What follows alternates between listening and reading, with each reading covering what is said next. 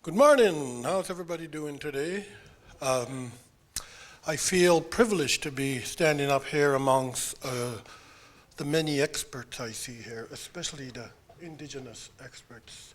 I feel like we're gathering the Avengers. But this is not the end game. This is only the beginning. I'm from the East Coast, Nova Scotia. My name is Tom Johnson, and I'd like to thank the Haudenosaunee for allowing us to take part in their territory. I don't know how this. I really doubt if I'll get through this presentation, but I'm going to talk pretty fast. Here's where I'm from. We have 7 hunting districts, which include New Brunswick, Quebec, Nova Scotia, and PEI. 7 is a magic number in the Aboriginal world. It's interesting. We got the 7 districts. We got the 7 holes in our head. We got the 7 continents in the world. Coincidentally, we got 7 days a week. Anyway. So that's where I'm from, and you'll see up there in the Gaspésia, the Schiller Bay, that's where one of the early settlers came, and his name was Jacques Cartier. And so he mingled with the Mi'kmaq there, then he went back home and wanted to get more money to finance another expedition. And he named the Gulf of St. Lawrence. And the St. Lawrence River is where we are here now, and he named that Montreal. So just a little history on that. And so when they came in 1534, they weren't able to leave. They stayed a little bit too late. The St. Lawrence River froze. They got stuck. They got sick. And they got scurvy. And the locals helped them, the local natives, and they introduced white cedar tea to them, and this was before James Cook's claim to fame of vitamin C and citrus fruits. You know, it was a couple hundred years earlier. So they introduced the white cedar tree. Now, before I get here, well, actually I'm here now. There's my grandmother. And, you know, she's been dealing. She's a medicine woman. She passed away. God bless her soul. But she's right here, you can see she's presenting the Queen with a basket that she made. She was an expert basket maker. I'm just going to go through this.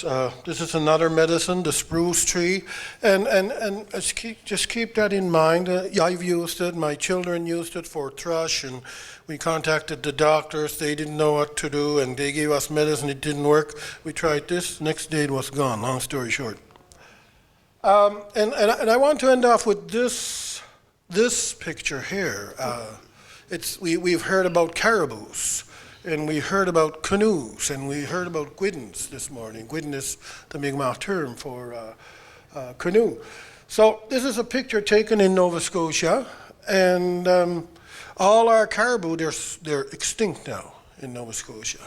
We've lost them in the fires. We had a couple of major fires in the 1800s. I think they said 2/3 of the province was on fire. So this must have been devastating to the local natives.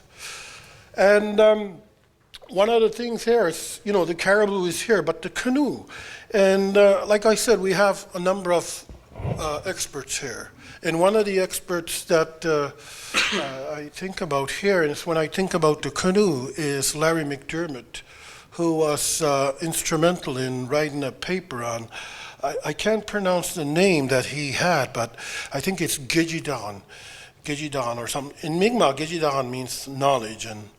But the whole reason behind, I mentioned the canoe, he's produced it's a nice paper, and it talks about the lessons involved in making a canoe. And the late Chief William Commando taught a lot of community members locally how to build a canoe.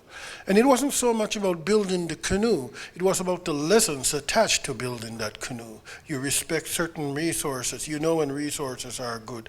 It teaches you a lot of life lessons that you normally wouldn't be taught in in the school system, or you have to go out there and experience. So and when I think about the canoe, you know, it's about balance.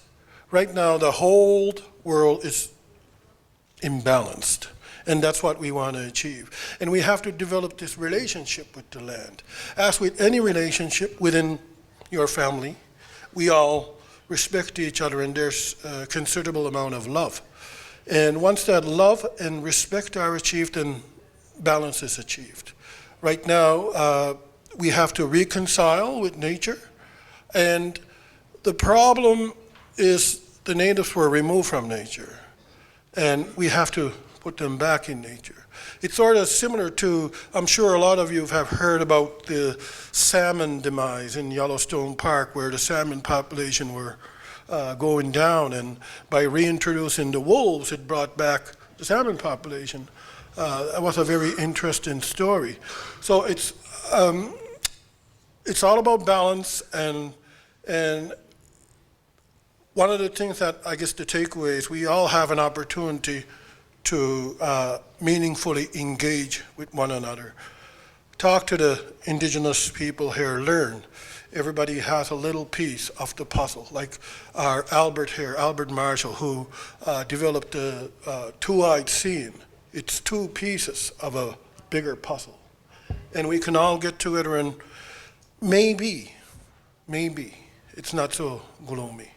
But it didn't take overnight to get here. It's not going to take overnight to restabilize and bring balance to our environment. As long as we maintain that philosophy and approach it with respect, then I think everything will look brighter for the future. Thank you.